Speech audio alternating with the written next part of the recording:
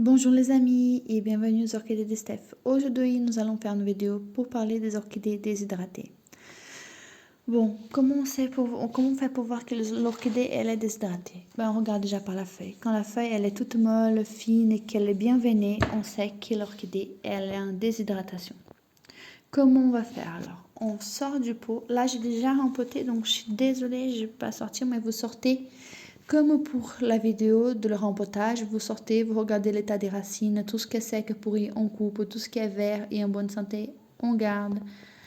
Et après, si jamais il ne vous reste pas grand-chose en racine, ce qui est souvent le cas quand l'orchidée est déshydratée, dans cette plante-là, j'ai une racine et demie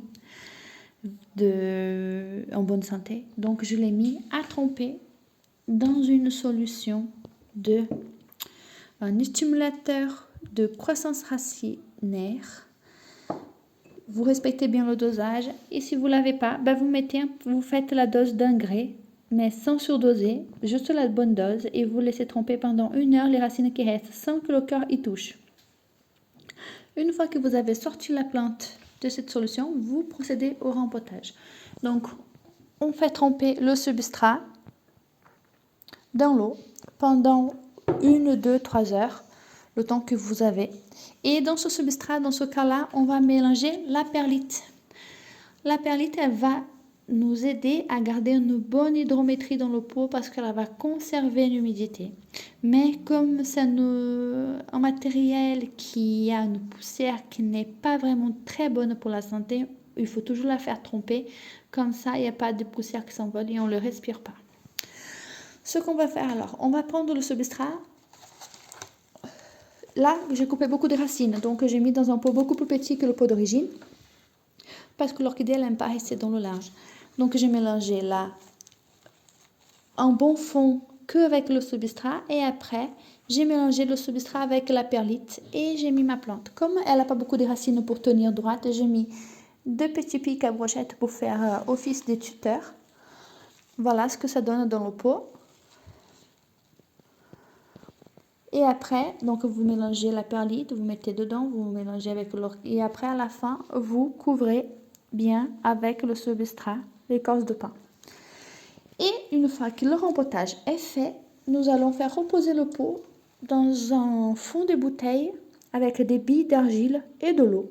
À quoi ça sert la bille d'argile? À pas grand-chose. C'est juste qu'elle va permettre au pot de ne pas toucher l'eau, vous voyez, c'est humide, elle reste humide, mais ça touche. Si vous n'avez pas les billes d'argile, vous mettez des petits cailloux ou des gros cailloux, juste pour que vous gardez de l'eau au fond, mais que ça touche pas le pot, parce que tout le monde sait que les racines d'orchidée, ça touche trop l'eau, ça pourrit.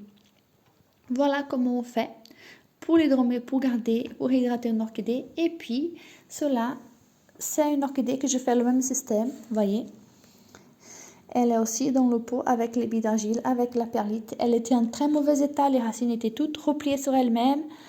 Et là, elle a même une petite feuille qui est sortie, toute belle, toute neuve. Mais je la laisse encore dans ce système parce que, à mon avis, elle n'est pas encore tout à fait comme je veux. Et en plus, elle avait que 4 petites racines aériennes. Donc, j'ai beaucoup coupé des racines. Et là, je vois que ça se développe hyper bien et hyper rapidement. Donc, j'attends pour voir. Mais elle est quand même bien réhydratée. J'espère que ma vidéo vous a plu, que ça pourra vous aider pour réhydrater vos orchidées.